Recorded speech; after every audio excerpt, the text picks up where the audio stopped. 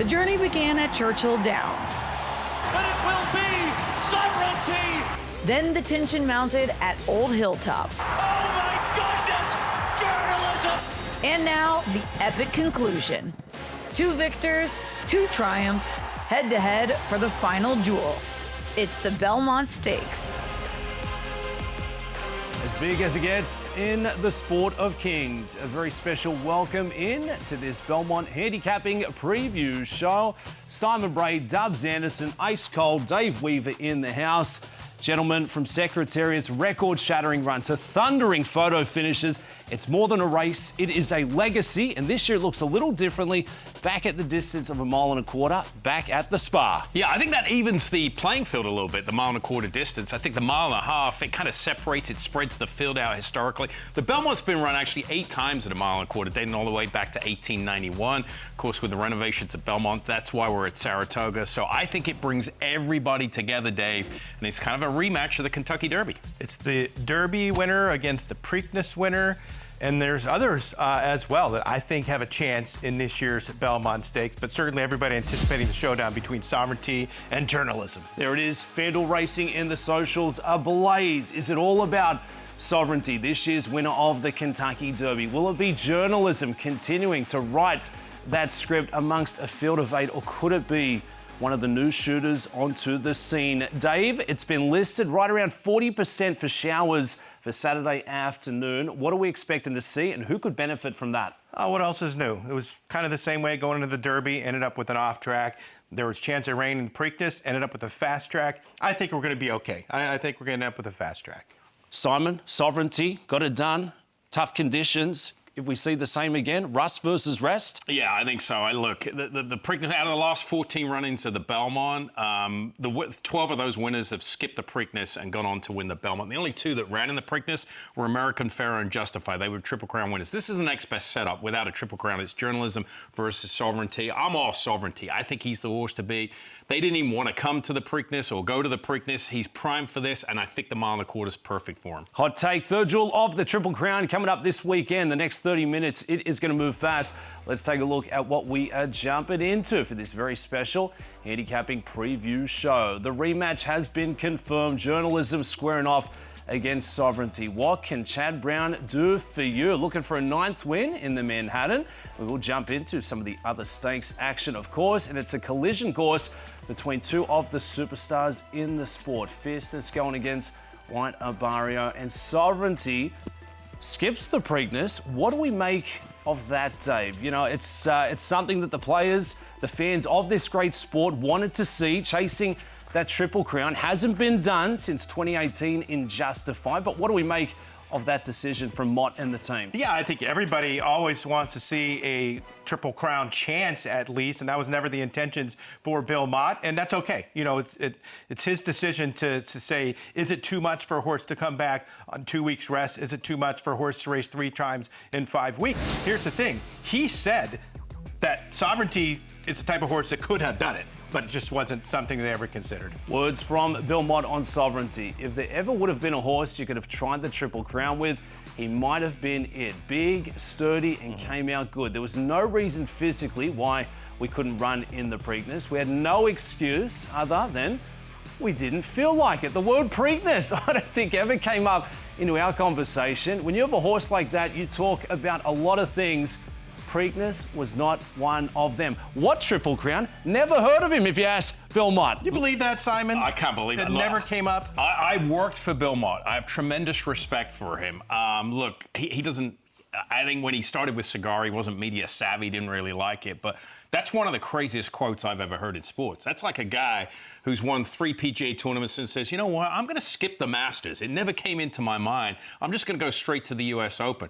I mean, maybe it did. I just don't know how that evolved, how that quote came to be, and how this situation came to be. The discussion had to have been had. I mean, you would think, but I take him for his word. No Preakness. The stakes could not be higher. I tell you what, does not mince words there. So with that, Sovereignty looking to run back on plenty of rest. Let's bring up the field of 8 pointed towards the Grade 1 Belmont on Saturday afternoon. And let's start with Journalism. We'll start from that post position 7, booked at the 8 to 5 morning line mark. And Dave, for Journalism, runner-up in the Derby, finally returned serve and answered any questions in the Preakness and had to overcome a troubled trip, to say the least. Just incredible. Red Cap back there about 6 lengths behind Gosper, who's out in front. No chance of winning after that terrible bump. But he wins somehow, some way. Journalism pulls it off. One of the more amazing performances of all time.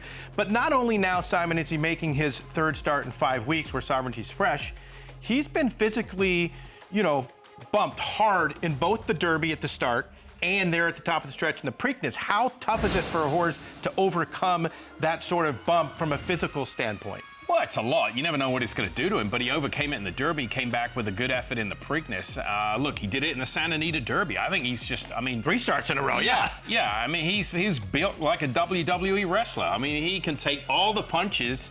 There's no question about that. So I have no question about him performing. I think he shows up. I think it's going to be a great rematch. He's kind of like a Fleet Alex, right, Dave? Had that, got beat in the Derby and then won the Preakness in Belmont. He's that type of horse.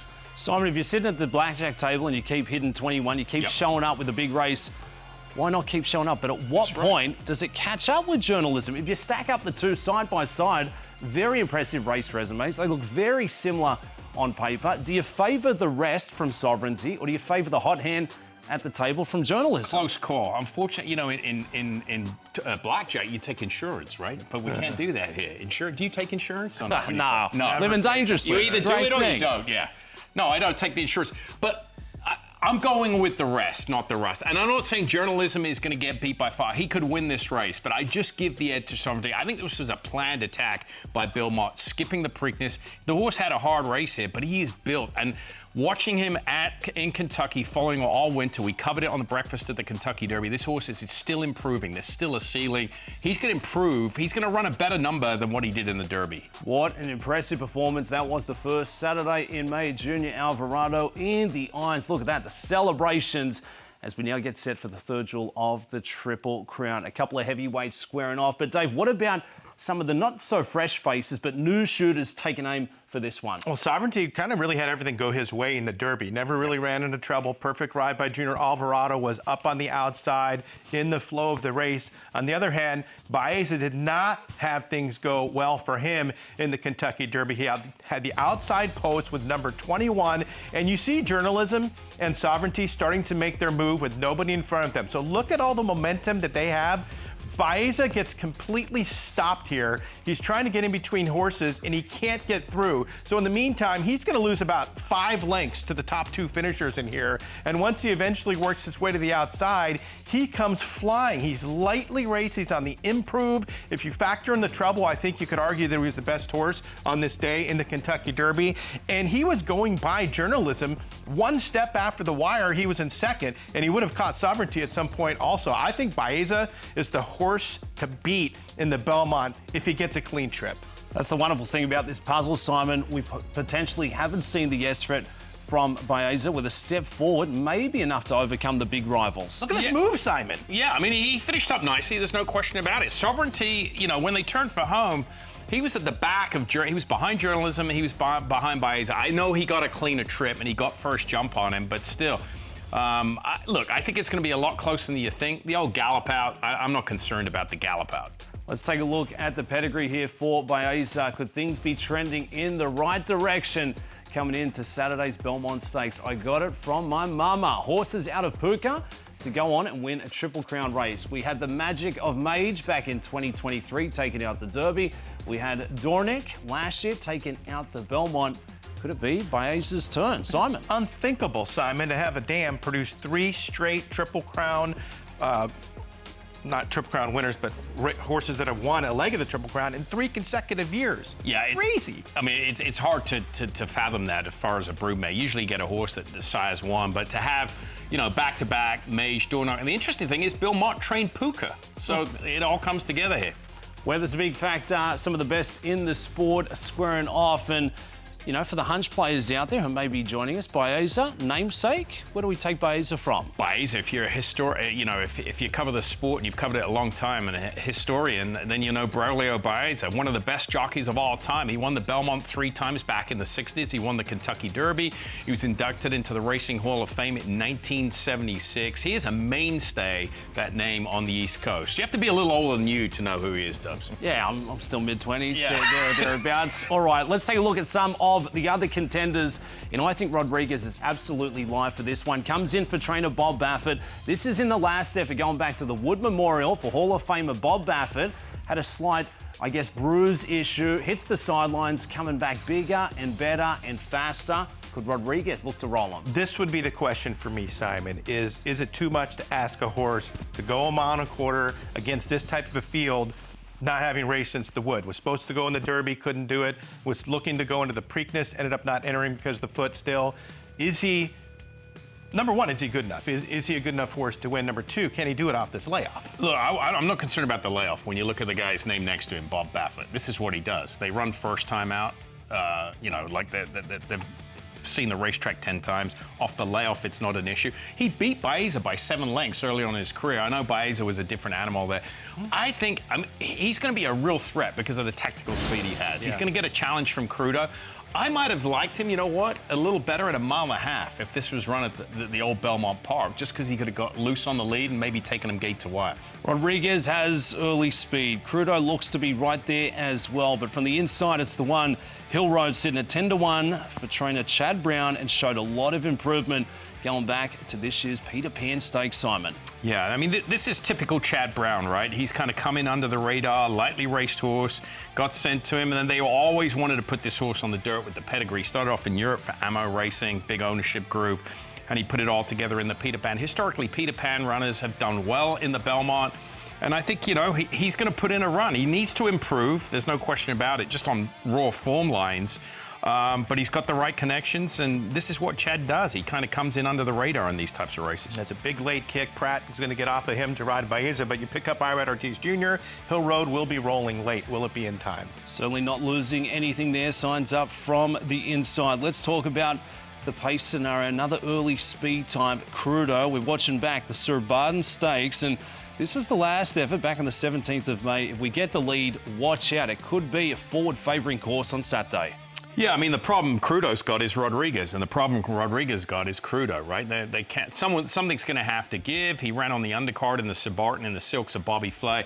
You know, kind of a last-minute entrant. Bobby Flay loves Saratoga. He's won the Belmont before, having a piece of Creator, I think it was, several years ago. So I get it. I get that the fact they're taking a chance, but this is what I mean. I think these types of horses would have been more effective at the 1.5 mile trip, where the pace is a little slower. You can maybe get loose on the lead. You know, this is 1.25 miles. I know it doesn't sound like a big difference, but it changes the dynamics of the race. But he would be a long shot for me, a horse to use underneath. Yeah, it's a huge step up here because the Sir Barden is a stakes race that is restricted to horses that had never won a stakes before. This is a big step up in class. That's going to be Crudo, the 5. Let's take a look at the big long shot of the field. That's going to be Uncaged coming in for trainer Todd Pletcher. Didn't have it last out in the Peter Pan, but prior to that showed a bit of talent on the 6th of April. What's the game plan here for Pletcher in the barn? This is just a representative for Mike Rapoli. That's what that is for me. The commissioner. Yeah, the commissioner. He wants action in the Belmont, and that's all it is. You're making up the numbers. Making up the numbers there in trying to be a factor of this race, Dave. What would have to play out for Uncaged? Likely has to sit close to the front markers, and it's going to have to show us a lot more improvement from what we have seen early in the career. He has won at Saratoga before. That'll be my, say one nice thing about him. Course specialist, 1 for 1. Perfect race resume. So you're going to be playing him, huh, Dave? I'm not going to be playing. Gentlemen, let's keep it with the theme of long shots from out wide. It's Heart of Honour coming in for the Osborne team. Trainer Jamie Osborne, Safi Osborne booked to ride. And what are we doing here? I mean, we saw in the Preakness, second start in the US. I haven't seen enough to endorse with confidence, Simon. Yeah, no, look, he ran well in the UAE Derby, but if the Alibi Breakfast Preakness week, D. Wayne Lucas was interviewed with Jamie Osborne sitting next to him. Somebody came up and goes, hey, Wayne, do you know Jamie Osborne? He goes, no, what are you doing here? He goes, I'm running a horse in the Preakness. And he goes, oh, yeah, that's the one that your daughter's riding. Why are you doing that? Why are you coming here? And then Jamie Osborne goes, "What's the best piece of advice you could have given me for this week?" He goes, "Stay home." Unbelievable. Heart of Honour signed up from that 8-hole. It is a field of 8 coming up for this year's running of the Belmont Stakes. Dave, we've gone through the runners. It's going to look a little differently out at Saratoga again. Distance of 1.25 miles, but give us the send-off. Who is winning this year's Belmont Stakes and why? I'm going to be all in on Baeza. I'm going to be trying to get alive on any single ticket I can. Ending Baeza, he'll be my key in exactas, trifectas, and supers on top only. I think he's going to be my best bet of the entire weekend. I love Baeza. Dave's big with Baeza, the 6. Simon, how are we playing it? How can I not bet Sovereignty? I'm betting a horse that probably could have won the Preakness. His trainer said he probably could have won the Preakness. He probably could have won the Triple Crown. He skipped that race. He's going to come in just raring to go. It's all about Sovereignty for me. Okay, I like it. So, 1, 2, I'll sign it off here. Rodriguez, All right. looking to roll. Oh. I don't think we've seen the best yet. Sneaking under the radar, returns fresh for a guy who knows a thing or two about winning a big race there in trainer Bob Baffert. So give me the 3 in Rodriguez. If you're looking to play this one, get excited. You can do so through the FanDuel Racing app, and we've got some great promotions leading up into the big race. We've got the No Sweat Belmont Bet. You'll find it over there at the FanDuel Racing app. Some great promotions and some great ways to jump in and play, not just for the Belmont, but some of the races on the undercard as well. Speaking of wagering and action for Belmont Stakes Day, let's take a look at what else is on offer. What a card this looks to be, Dave. 14 races in total. So many different ways to play within the race and so many ways to play horizontally across the card. Yeah, basically you're going to have a pick 5 on more than half the races, it looks like. 1st, 3rd, 5th, 7th, 9th, 10th, a lot of pick 4s. Of course, the pick 6 will be starting in race number 8, which does involve ending with the Belmont Stakes. So that 14th race is going to kind of only involve that late pick 5 and then late pick 4. Some great racing on offer, stakes action, Grade 1 showdowns, and we'll start with the Met Mile as our next order of business. It will be race number 8 on Saturday afternoon. Let's bring up the field for this one. Looks to be a very, very exciting field shaping up here. Fierceness, Wider Barrier. We're talking about the rematch coming in for the Belmont. What about what we get to see here? 2 of the best in the sport looking to square off, Simon. Yeah, Fierceness, look, he's been tremendous. Disappointed in the Kentucky Derby last year, but you take that race out and surrounded there are some really, really good performances. Came back in the Ali Sheba. That was a huge effort, ran a 107 buyer. He's 6 for 10, Wider Barrio 10 for 21. They're both pretty much evenly matched as far as graded stakes win. Fierceness undefeated at Saratoga. Let's take a look back at the Grade 2 Ali Sheba for Fierceness. This goes back to the 2nd of May. Stuck close to the pace there, and as they hit the lane and turn for home, a devastating turn of foot to capture this one late. You could just see surging forward up the centre of the course here, Simon. Yeah, this was a really good performance, and it was kind of a late ad. I mean, they weren't going to run here. Remember, they were going to run, I believe, in New York.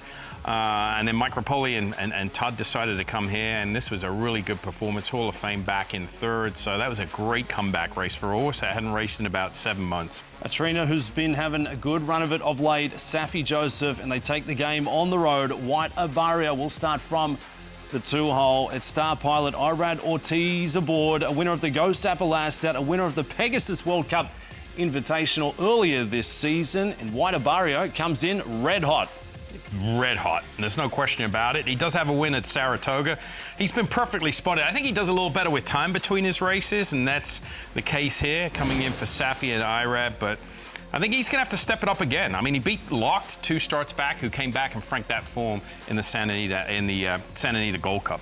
Dave, if we're looking to play against the 2 heavy hitters, what do we make of Raging Torrent, the 5, who comes in with a very good run of form as well? Well, if this race is 1.25 miles, which these horses are going to be racing later on in the year, Fierceness and Wider Barrio, then it's a 2-horse race. But it's a mile. I don't think they have the advantage going a mile. I like Raging Torrent. I think he's going to have a 3-length lead on these horses and put them away early and go on to victory. This was a huge win last time out in the Godolphin Mile. Frankie Dettori has fit this horse perfectly, winning the Malibu. Look, this horse went 44-2 to the half in the Malibu. There's nobody with that type of speed in this race.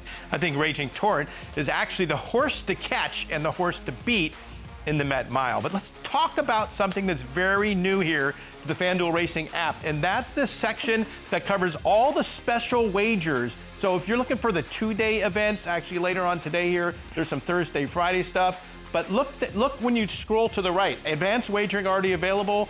There's a Belmont Turf Pick 5 that crosses over Friday and Saturday that's there. There is a Met Mile, if we scroll all the way around, Acorn Belmont Daily Double. There is check this out, there is even an Epsom Derby Belmont Daily Double. I didn't even know about that one. And then you're gonna have some pick sixes. This is where you need to go. You need to go to the special wagers, but all the way at the end is the Met Mile Belmont Daily Double. That's the bet that I'm gonna make, because I don't think Fierceness or White Barrio have to win this race. And I love Baeza. We already knew that was gonna be my single in the Belmont Stakes, but aside from Raging Torrent, how good is Just a Touch right now for Brad Cox? Horse that always had ability. Last year as a 3-year-old, he has launched this year into superstardom. With the win here, he's going to be known. His first 2 wins have only been allowance races, but he's won those 2 races by 17.5 lengths combined, and he's earned 102 and 104 buyers. So 4 and 5, Just a Touch and Raging Torrent to Baeza. Love the look of some of these specials you can play over at the FanDuel Racing app. They are live. Let's bring up the Jaipur Stakes, some of the best turf sprinters in the land, the stomping ground for some of the best of what we've seen in the game. And think big, the best in the division right now for the Godolphin team, Simon. He's been an absolute phenom since they switched him over to the grass here, son of Twirling Candy. Especially at the 5.5 furlong trip, he's been absolutely dangerous. Won the equivalent race on the undercard of Derby Day and the turf sprint rallying from off the pace. The good thing about him, he doesn't come from far back, and he's not on the lead. He just sits in a perfect position there, usually tracking the speed, and that doesn't give him too much to do. So he's going to be double tough. He's going to suck up a lot of money. Unbeaten on the turf course, think big, absolutely relishing that surface switch. Gets star jockey Ben Curtis in for the Herb, and Benny Curtis has been having a great run since coming across to the States in 2023. Let's stack up the two side by side for the Jaipur Invitational. AG Bullet looks to be a massive threat here. Gets Flavion Pratt in the irons. You look at the speed figs. Got to be the best of the bunch there with AG Bullet. You know, and Richard Baltz has kind of been going back and forth in her career, stretching her out and sprinting, but she's a sprinter. She is so good. Really, this is the only way that she can lose, I think, if something bad happens. Look at the trip here, Simon. She's ready to come through the inside and maybe win this race, and watch what happens. Has to completely slam on the brakes. Going to drop back to 7th, and I still think would have been 2nd had this not happened. Watch, Risperdal's actually standing up because he's got nowhere to go here late. So much horse, and he's trapped. Pratt's going to take over in this race in the Jaipur. With any sort of a decent trip, I think AG Bullet's the winner. You're saying, excuse that last race, chuck it out, it didn't count, and with that, could be a live contender going into the Jaipur. Big news coming across here, the horse to beat in the Woody Stevens looked to be Colloquial. No slang about it here, per Dave Grenning. Major scratch from the Grade 1. Woody Stevens Colloquial came up lame this morning and will scratch from this year's running. I think that's a big scratch. He was a horse who's lightly raced, won a minor stake at Keeneland. I think he would have taken some money. So with him out at 6-1 on the morning line, I think some of the, the money's going to shift elsewhere. Not like a horse to the outside, Neo Equus. I think he's got a live look here, turning back in distance. Neo Equus, that name sounds so familiar. That's right, ran in this year's Kentucky Derby, and we will get to see some of the big stars from the first Saturday in May running it back. We've got Madaket Road, Patch Adams, Citizen Bull, and Neo Equus. What do we like about the looks of Neo Equus? Real quick about Neo Equus. Okay, he's run Sovereignty twice to a couple of lengths at a distance that he doesn't want to run at, but Sovereignty does. Cutting back to 1 turn, there's nothing better than showing speed going 2 turns, coming back to 7/8. I'm telling you, he's a great price at 10-1. Looks to be an absolute beast. That's your field you're taking a look at there of the Woody Stevens Stakes, the Grade 1 coming up on Saturday, and that is massive news with that scratch. Let's turn the page to the Manhattan Stakes, and Chad Brown knows a thing or two about getting it done in this one. Well, he's obviously got some major contenders in the race that he's won so many times. But Highway Robber, to me, is the horse that can upset the Chad Brown runners. Highway Robber, probably the most under-the-radar millionaire in the sport. That could all change here. But Chad, just so good in any turf race. It's a grade 1, but especially this one. If Chad's going to get it done, Spirit of St. Louis, the 6th, looks to be the chief contender. And Simon, we turn it back to the Turf Classic. Monster running, very impressive. It's not about how you start the race, it's about that turn of foot late. Yeah, but I'm with Dave. Highway Robber's in this race. He finishes 3rd, only beaten a length by Spirit of St. Louis. I didn't like Spirit of St. Louis going into this race. I underestimated him. He is now the best turf middle distance runner in the country, but I think Highway Robber, with that first start, he had been idle for a couple of months there, so he probably needed that race. Spirit of St. Louis, I know, was the best that day, but I'm with Dave. I think Highway Robber comes in under the radar. He's the bet, in my opinion. Single him, Simon. Yeah. Yes. Single. Talk us through this pick 5 for Belmont Day on Saturday. Okay, the Jaipa 259, and then the Pennine Ridge, we didn't touch on that. That's just a little grade 3 that's sandwiched in between these horses. Zulu Kingdom, he's going to be the one that Chad Brown wins. He won the American Turf, he won the Columbia.